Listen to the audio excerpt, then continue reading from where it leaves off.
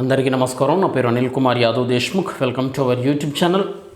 Sorry for the late. కొంచెం కొన్ని వ్యక్తిగత పనుల వల్ల వీడియో ఆలస్యమైంది. దయచేసి ఆలస్యానికి చింతిస్తున్నాము. నేను ఒక 3 సంవత్సరాల కిందటనో 4 సంవత్సరాల కిందటనో ఒక పద్యం పాడిన. ఇదే బోరగడ్డ అనిల్ గాడి పైన. బోరగడ్డ అనిల్ గాడి పైన. బలవంతుడ నాకేమని పలువురతో నిగ్రహించి పలుకుటమేల బలవంతమైన సర్పం చలిచీమల చేత జిక్కి చావదే సుమతి అని. అంటే నేను బలవంతుణ్ణి అని విర్రవీగడం కాదు. కొన్ని కష్టమైన సమయంలో కొన్ని అనివార్య కారణాల వల్ల ఎంత బలవంతుడైనా కానీ తనకంటే బలహీనుల చేతిలో చావు తప్పదు. ఉదాహరణకి ఒక సర్పాన్ని తీసుకుంటే దానికి టైం బాగాలేనప్పుడు చలిచీమలన్నీ గుంపు కూడి దాన్ని పీకినాయి అంటే చచ్చిపోతుంది అన్నమాట. సో ఇది నేను ఒక 4 సంవత్సరాల కింద నా ఛానల్ని రెగ్యులర్గా ఫాలో అయ్యే వాళ్ళకి నేను ఇది ఏ సందర్భంలో ఏ టైంలో ఏ షర్టు తోటి ఏ లొకేషన్లో కూర్చొని చేసినో తెలిసి ఉంటుంది. అంటే రెగ్యులర్ వ్యూవర్స్కి తెలిసి ఉంటుంది. అంటే అప్పట్లో మన పోరాటాలు మన వీడియోలు మన ఛాలెంజ్లు అది వేరే ఉండేలే. మనం ఏదేమైనా కానీ అదే చాలామంది ఇప్పటికీ నన్ను ఏమంటారంటే ఒకప్పటి దేశ్ముఖ్ మిస్ అవుతాండే, వింటేజ్ దేశ్ముఖ్ ఎక్కడ అసలు, ఆ టైంలో ఆ పవర్ ఏది, ఆ పొగర్ ఏది, ఆ టాకింగ్ ఏది, ఆ స్కిల్స్ ఏది, ఆ అగ్రెషన్ ఏది, ఆ స్ట్రైట్ ఫార్వర్డ్నెస్ ఏది, ఆ బోల్డ్నెస్ ఏది మిస్ అవుతున్నాం అని చెప్పంటూ అప్పుడు క్వశ్చన్ చేసే దేశ్ముఖ్ అప్పుడు. కానీ ఇప్పుడు రెస్పాన్సిబిలిటీతో మాట్లాడాల్సిన దేశ్ముఖ్. ఈ రెండింటికి ఉన్న డిఫరెన్స్ వల్ల నాలో ఈ విపరీతమైన మార్పును చూస్తాను. చలో, బోరగడ్డ అనిల్ కుమార్, ఇతని గురించి నేను ఆల్రెడీ మాట్లాడినా. ఇతను పాపం ఒక్కసారి వీడియో ప్లే చేస్తాం. మీ అందరూ ఆల్రెడీ చూసే ఉంటారు, కాకపోతే మాట్లాడాలి కదా మన బాధ్యత కోసం.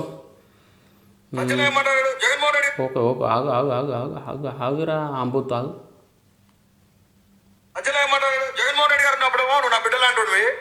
సజ్జలు అన్నాడట, జగన్ రెడ్డి ఉన్నప్పుడట ఈయన బిడ్డ అన్నాడంట. పార్టీ హౌస్ లో నాకు ఎవడు ఆపడు. ఇక్కడ ఆపారు, పైకి పోయినా ఆయన ఉన్నాడు, ఆయన చూశాడు, కూర్చోమ్మ 2 నిమిషాలు అన్నాడు. గంట అయింది, 2 గంటలు అయింది, 3 గంటలు అయింది, 3:30 గంటలు అయింది. 3:30 గంటలకు బయటకు వచ్చింది ఆయన రూమ్ నుంచి. ఆయన పక్కనే వాష్రూమ్ ఉంటుంది. వాష్రూమ్ లోకి పోయి వస్తా అంటే కనపడదాము చాలా లేట్ అయింది. అన్నం కూడా తినలేదు నా పొద్దుకి. అన్నం తినడానికి కింద పోతే అన్నం అయిపోయింది. నేను అడిగిన పార్టీ కార్యకర్తలు వచ్చిన వాళ్ళకి భోజనాలు పెట్టారు కదా, చేయరా మరి భోజనం కాదా? మరి భోజనాలన్నా పెట్టాలి కదా కనీసం. అది పార్టీ ఆఫీసా లేకపోతే బూతులు తిట్టే ఏమన్నా పబ్బా? మరి కార్యకర్తలు దూరం నుంచి వస్తారు, వాళ్ళ సమస్యలు చెప్పుకుంటారు. సరే, ఇప్పుడు ప్రస్తుతానికి ఉదాహరణగా చెప్పుకుందాం మనం. సరే, మీకు ప్రతిపక్ష హోదా ఇవ్వడానికి 18 సీట్లు రాకపోయినప్పటికీ మీకు 11 సీట్లే వచ్చినప్పటికీ కూడా పవన్ కళ్యాణ్ అనే వ్యక్తి 21 సీట్లతోటి ప్రతిపక్ష హోదాను అతను పోషించవచ్చు. బట్ అయినా కానీ వాళ్ళతో టీడీపీతో కూటమిలో ఉన్నాడు కాబట్టి ఆయన బాధ్యత తీసుకున్నాడు. ఆయన ప్రశ్నించడం ఆపిండు, బాధ్యత తీసుకొని పనులు నెరవేరుస్తూ ఉన్నాడు. పవర్లోకి వచ్చింది కాబట్టి, డిప్యూటీ సీఎం హోదా ఉంది కాబట్టి. జగన్కి ఏది లేదు కాబట్టి మరి ప్రతిపక్షంకి సరిపడా 18 సీట్లు రాకపోయినప్పటికి కూడా సమస్యలు ఏమన్నా ఉంటే మీకే కదా చెప్తారు, వైసీపీకి కదా చెప్పాలి. ఇంకా వేరే ఆప్షన్ ఏమన్నా ఉందా ఆంధ్రలో? లేదు కదా. కాంగ్రెస్కో లేకపోతే ఇతను బోరగడ్డ రిపబ్లికన్ పార్టీకో లేకపోతే అది జడ శ్రావణ్ పెట్టిన పార్టీకో లేకపోతే కేఎపాల్ పెట్టిన పార్టీకో చెప్పుకోలేరు కదా జనం. జగన్కే చెప్పుకోవాలి కదా, తప్పదు కదా. మరి అక్కడికి ఎంతో దూరం నుంచి వస్తారు కదా పాపం. తాడేపల్లి ఆఫీస్ అది, అక్కడికి మరి ఆ ప్రదేశంలో భోజనాల వసతి అని ఉండాలి కదా అట్లీస్ట్. ఎందుకంటే గతంలో 5 సంవత్సరాలు రూలింగ్ చేసిల్లు కదా, 151 సీట్లు కొట్టిల్లు కదా. భోజన వసతిని కల్పించాలి కదా పాపం. వాడికి బువ్వ లేదటయ్యా, భోజనం లేదని ఎడతాడు వాడు. బువ్వ కదా వాడు అడిగేది, మందు బిర్యానీలు చికెన్లు మటన్లు కాదు కదా పాపం. బువ్వ భోజనం పప్పుచారుతోటో లేక పచ్చిపులుసుతోటో ఏదో ఒకటి చేసి పోయి రాదు. ఏమవుతుంది? పచ్చడి మెతుకులన్నా పెట్టిరు వానికి. ఎక్కడో దూరం నుంచి వస్తాను కదా, కొద్దిగా అర్థం చేసుకోవాలి కదా మనం కూడా.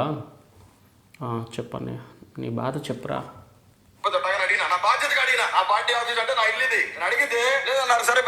పార్టీ ఆఫీస్ నీ ఇల్లు, మరి నువ్వు పంతులా? నీ మాటలు మంత్రాలా? గతంలో నువ్వు పాడిన మంత్రాలా? వినిపిస్తా, అవి కూడా వినిపిస్తా.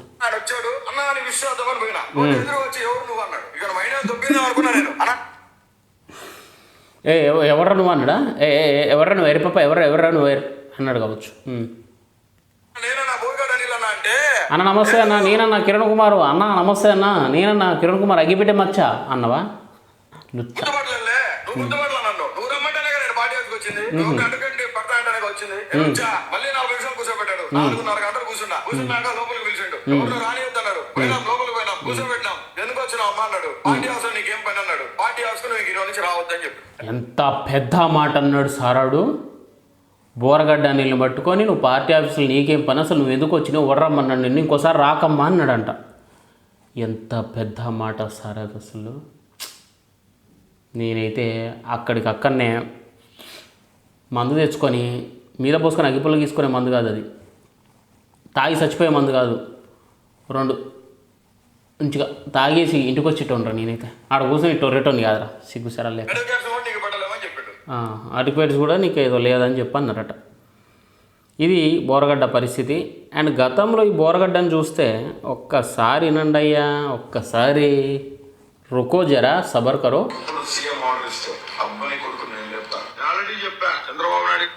సీఎం గనక ఆఫర్ ఇస్తే అబ్బా కొడుకులు ఇద్దరిని అర్ధ గంట లేపుతా అన్నాడు. ఇప్పుడు ఒకసారి నిన్ను నువ్వు లేపుకోరా చూద్దాం. నిన్ను నువ్వు లేపుకో ఒకసారి.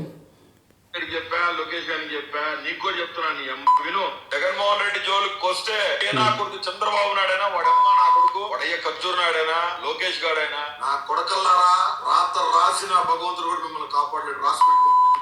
చివరికి ఏం జరిగింది?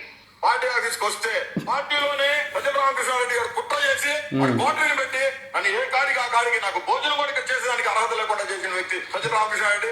కుట్ర పని నాకు దళితున్నారా, అడుపు కాలిపోతుంది, రోడ్డు మీదకి వచ్చింది నా ఫ్యామిలీ అంతా. ఏ స్థాయిలో గువ్వ గుయ్యి అనిపించే మాదిరిగా కొట్టారు అన్నది.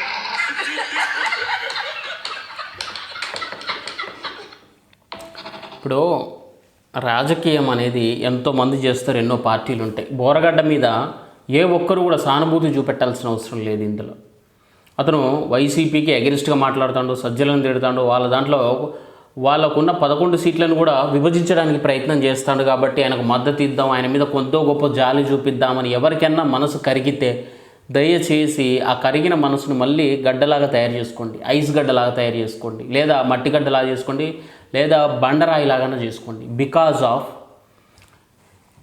అసలు బోరగడ్డ గతంలో మాట్లాడిన మాటలు ఇప్పుడు నేను ప్లే చేసిన కొన్ని, కానీ అవతలుడి తల్లుల్ని, పెళ్ళాల్ని, పిల్లల్ని ఇంట్లోకి దూరి మరి ఆగం చేస్తాను నా కొడకల్లారా. నా అలాంటోడికి అప్పచెప్పాల్సిందే, నిన్ను లేపి పడేస్తాం, ఆ తర్వాత నీ పెళ్ళాన్ని, నీ పిల్లల్ని, నీ తల్లుల్ని నేను ఇంట్లోకి పోయి అనుభవించాల్సి వస్తుంది అని చెప్పి మాట్లాడినోడు కర్మ చూసి వేయాలి ఎట్లుందో. ఈ భూమి మీద ఎవరిని క్షమించినా, ఎవరికి సానుభూతి చూపెట్టినా, ఎవరిపైన జాలి చూపెట్టినా కానీ కర్మ అనేది ఒకటి ఉంటుంది. దాని నుంచి ఎవ్వరు కూడా తప్పించుకోలేరు. ఖచ్చితంగా కర్మని ప్రతి ఒక్కరు తల వంచి భరించాల్సిందే. ఏ టైంలో చేసిన పాపానికి ఆ టైంలోనే పనిష్మెంట్ అనుభవించాలా. బోరగడ్డ సరిగ్గా నాకు తెలిసి 3-4 సంవత్సరాల కిందట మాటలు ఇవన్నీ పాపపు మాటలు, వీడి మాటలున్నాయి. దానికి ఈరోజు వాడు కర్మ చూసిల్లా, అవతలోడి తల్లుల్ని, పెళ్ళాల్ని, పిల్లల్ని, చెల్లెల్ని కూడా నోటుకొచ్చినట్టు బూతులు తిట్టి ఇంట్లోకి చొరబడి వాళ్ళని చేరుస్తా అని చెప్పి మాట్లాడిండు వాడు. ఈరోజు వాడి ఇళ్ళల్ని తీసుకొచ్చి రోడ్డు మీద కూర్చున్నాడు. కర్మ అట్లా తీసుకొచ్చిందాన్ని. అవతలోడి తల్లుల పిల్లల్ని ఆగం చేస్తానన్నోడు ఇవాళ వాడి ఇంట్లో ఉన్న పిల్లాన్ని తీసుకొచ్చి రోడ్డు మీద కూర్చున్న అన్యాయం జరిగింది అనేలాగా కర్మ చేసింది చూసిల్లా. బికాజ్ ఆఫ్ కర్మ అంతే. మనం మంచిస్తే మంచే వస్తుంది, మనం చెడిస్తే చెడే మన మీదకి వస్తుంది. నేను ప్రతిసారి అందుకే ఇదే చెప్తా, బతికినంత కాలం ఏ ఫీల్డ్ అయినా కానీ, అది రాజకీయమే కానీ, బిజినెస్సే కానీ, ఉద్యోగమే కానీ, చదువులే కానీ, ఆటలు పాటలు ఏళ్ళనైనా చూసుకో, మన పని మనం చేసుకుందాం, మన బతుకు మనం బతుకుదాం. ఒక చేతనైతే వాడికింత అన్నం పెడదాం, అంతేగాని అడ్డంగా తిందాం, అడ్డొచ్చినోడిని నోటుకొచ్చినట్టు బూతులు తిడదాం, ఎక్కడ సందు దొరికితే అక్కడ డబ్బులు నొక్కేద్దాం, ఎవరన్నా ఎదురు తిరిగితే వాళ్ళ మీదనే తిరిగి ఉల్టా కేసులు పెట్టిద్దాం, మన చేతిలో అధికారం ఉంది కాబట్టి ఏమైనా చేసేయచ్చు అని వీగితే కర్మ అనేది ఉంటుంది. ఆ కర్మ నుంచి ఎవ్వడు కూడా బయటపడలేడు. బతికినంత కాలం మనం కడుపు నిండా తిని మనకు చేతనైతే ఓ ముద్ద పక్కనుడికి పెడదాం, అంతవరకే. ఇదే బతుకు, ఇదే జీవితం, ఇదే గొప్ప జీవితం.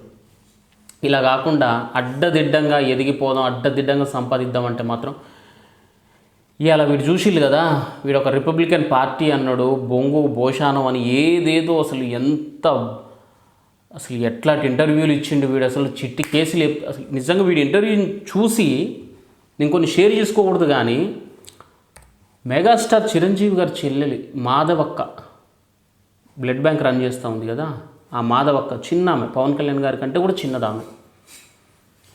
వీడి మాటలు చూసి ఆవిడ కూడా భయపడ్డది, నా గురించి భయపడింది అక్క. ఒక 2022లో అనుకుంటా ఆ బ్లడ్ బ్యాంకుకి నేను వెళ్ళినప్పుడు అక్క నాతో మాట్లాడిన మాటలవి ఇంతకుముందు కూడా గతంలో షేర్ చేసుకున్నా. నీ వయసు చిన్నది అంటే మరి 22 అంటే ఇప్పుడు 4 సంవత్సరాలు అయింది. 4 సంవత్సరాల కింద ఎట్లున్నా మరి నేను ఇట్లా ఆడున్నా బక్కగానే ఉన్నా. ఇంకా ఆ టైంలో నీ వయసుకి నువ్వు చేస్తున్న వీడియోలు మంచి వీడియోలు చేస్తున్నావు, కళ్యాణ్ గారి కోసం, అన్నయ్య కోసం నువ్వు చాలా కష్టపడుతున్నావు, చిన్నన్న కోసం. కానీ వాడు అట్లా ఇంటర్వ్యూలలో కూర్చొని నోటుకు వచ్చినట్టు అట్లా తిడతా ఉన్నాడు, లేపేస్తా చంపేస్తానని నీకు భయం కావట్లేదా అని చెప్పి ఆవిడ నా గురించి ఆరాధీసింది. ఈ నా కొడుకు అలాంటి పెద్ద పెద్ద వ్యక్తులు కూడా భయపెట్టిండు వీడి మాటలతోటి, పవర్ చేతిలో ఉంది కదా అని. ఇలాంటి వాడికి మనం సానుభూతి చూపిద్దామా? ఇట్లాంటి వాడి మీద జాలి పెడదామా? ఇట్లాంటి వాడి మీద మనం సింపతి చూపిద్దామా? అవసరమా? ఎవ్వడి కర్మ వాడు అనుభవించాలా. దయచేసి ఇట్లాంటి నా కొడుకుల మీద దయచేసి సింపతి చూపెట్టకండి ప్లీజ్. Thank you. జై హింద్.